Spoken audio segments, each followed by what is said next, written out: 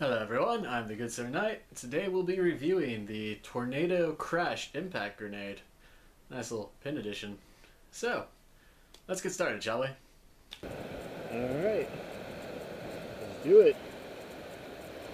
Grenade test 1, frag out. Sweet. Save the pin. Frag 2, test, frag out.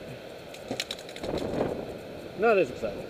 Something went wrong with frag 2. Okay, so frag 2's disc popped out, and then when I put it back in, it twisted.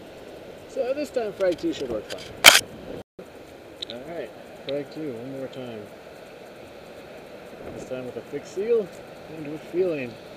Frag out. Yeah. Alright, both grenades functioning completely. Let's test them out, shall we?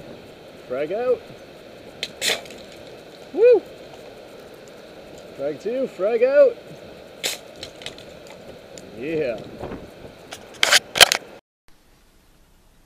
So we have our Tornado Grenade here. It's partially disassembled. Here you have your gas valve and overpressure valve. So if it goes off, the gas will shoot out of here without popping out any of the BBs. And that goes nice and secure with this black cap.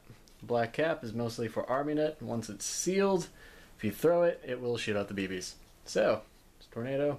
Got our top cap here, and within here you have your four components that make the grenade fuse. You've got the small pin, the large pin, the small disc, and the half disc. Now the correct way to assemble these is you take your pin, you place the pin nice in this hole, and it can actually sit in there so it doesn't come out. And what you do is you start with the small pin here, and that one goes in first. That is followed by your half disc, your small disc, and finally your large pin. And with all those together, flip the grenade over, place them in there, and you screw that in nice and tight. And loading BBs, filling gas, pull pin, throw, ready to go. Piece of cake.